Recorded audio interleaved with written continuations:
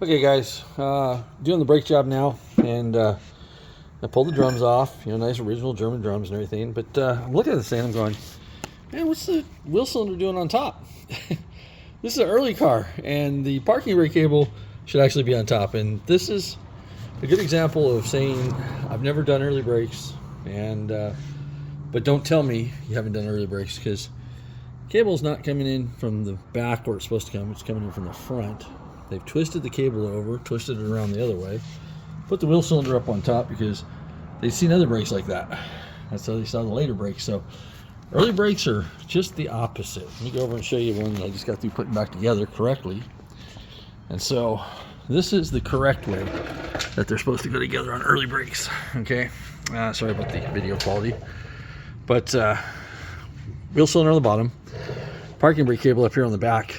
In the back, not in the front, like later brakes. These are in the back, and the cable ran into the back up here from the top. Now see how it makes this nice curve and stuff. That's kind of weird having the hard line on the bottom, but it's what Volkswagen did it. They figured, hey, we can just leave that down right there. So these clamps go on upside down, and then you'll see that there's actually, let me see if I can get some light in here. Let's go back in a little bit so I can get some light here.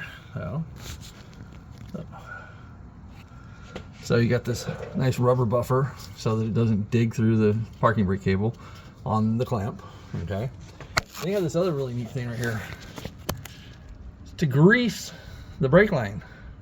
They had this turned all the way up in the back where you couldn't even get to it because they were trying to run the cable over the top, and they had this hose running over the top, and the cable running down this way and making all these S-bends and stuff. So yeah. Don't do brakes if you haven't ever done them before.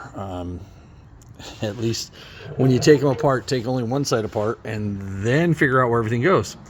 The other thing you'll notice is you'll see some silver goo right here. This is an anti-seize grease. Whenever you have Volkswagen, whenever you do brakes on anything, you kind of see there's a little nipple right here, right behind there. Let's see if we can get that to focus in. There you go, right there. There's a little nipple. Any spot that the shoes touch metal, where, like, not here though, but anywhere where they touch metal where they're going to move back and forth, you want grease on it. You ever heard those cars step on the brakes and everything squeals?